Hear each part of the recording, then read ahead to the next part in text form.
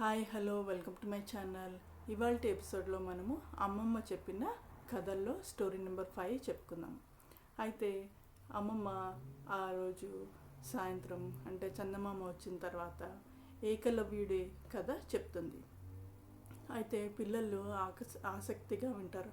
అమ్మమ్మ ఈ ఏకలవ్యుడు ఎవరు అంటే ఈయన ద్రోణాచార్యుడి ఏకలవ్య శిష్యుడు. అంటే గురువు దగ్గర లేకపోయినా కూడా ఏకలవ్యుడు దూరం నుంచే అడవిలో ఉండే ధనుర్విద్య తనంతట తాను నేర్చుకున్నాడు. ప్రాక్టీస్ చేయంగా అతనికి ధనుర్విద్య ప్రాప్తించింది. అట్లాగే అర్జునునికి ధీటుగా లేకపోతే అర్జునుని కన్నా ఎక్కువగా అతను తనకి తాను శిక్షణ నేర్చుకుని ద్రోణాచార్యుని తలుచుకుంటూ గురువుగా అతను గొప్ప యోధుడిగా తయారయ్యాడు అని అమ్మమ్మ చెప్తుంది.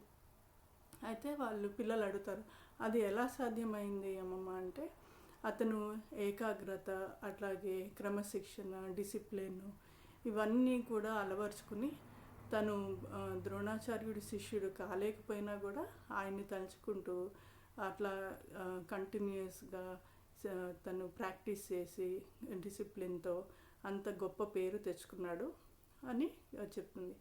మరి తర్వాత ఏం జరిగింది అంటే అప్పుడు అమ్మ చెప్పుకొస్తుంది అనమాట కదా. అయితే ఒకసారి ఏకలవ్యుడు ద్రోణాచార్యుని కలుస్తాడు. కలిసి తన ధనుర్విద్య చూపిస్తాడు. అప్పుడు ద్రోణాచార్యుడు గురుదక్షిణగా ఏకలవ్యుడికి శిక్షణ ఇవ్వకపోయినా కూడా గురుదక్షిణగా మరి అతని బొటనవేలుని అడుగుతాడు. అయితే ఏకలవ్యుడు ఆలోచించకుండా తన బొటనవేలుని కట్ చేసేసి ఆయనకి ఇచ్చేస్తాడన్నమాట. అట్లా గురుదక్షిణని అతను ఇచ్చుకుంటాడు.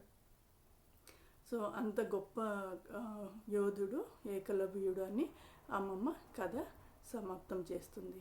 సో నెక్స్ట్ ఎపిసోడ్లో అమ్మమ్మ చెప్పిన మరో కథ తెలుసుకుందాం. Thank you. Bye bye.